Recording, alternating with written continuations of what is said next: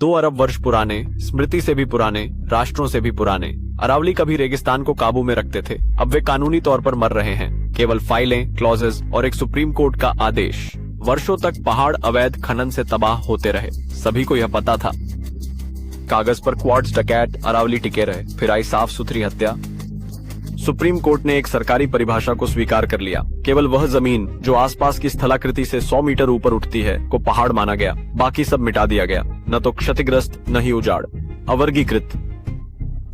ये अज्ञानता थी, ये बेवकूफी नहीं थी, ये कानून के रूप में प्रस्तुत प्रशासनिक सुविधा थी।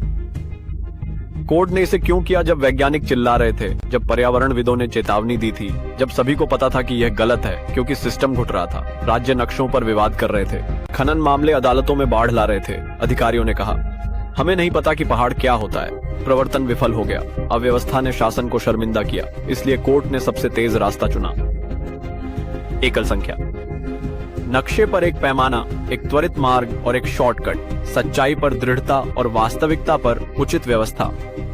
कोर्ट ने यह नहीं पूछा कि अरावली क्या है, उसने पूछा कि नौकरशाही किससे निपट सकती है।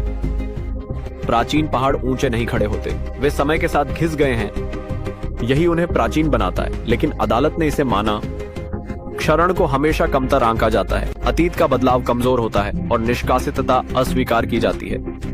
इसी तरह पारिस्थितिक तंत्र को सजा दी जाती है। अब मशीन को काम करते देखें। नीची पहाड़ियां गैर पहाड़ियां बन जाती हैं, गैर पहाड़ियां बंजर भूमि बन जाती हैं, बंजर भूमि विकास का मौका बन जाती है। खनन कानूनी तौर पर फिर से शुरू होता है, निर्माण कानूनी तौर पर आगे बढ़ता है, भूमिगत जल चुपचाप गिर जाता है। इसी समय सरकार अरावली ग्रीन वॉल परियोजना के तहत पेड़ लगाती है। रोपण को बहाना बनाकर आप पर्वतीय श्रृंखला को पेड़ों से बदल सकते हैं, जलवायु क्षरण आंगन में ठीक नहीं किया जा सकता। उत्तर भारत में टियारा वैली स्कूल, उन्होंने दिल्ली के पानी को फिर से चार्ज किया। वे धूल के तूफानों को रोकते हैं, वे पारिस्थितिकी तंत्र को एक साथ रखते हैं। उन्हें मार दो और रेगिस्तान हमला नहीं करता, यह बिना रोके अंदर आ जाता है।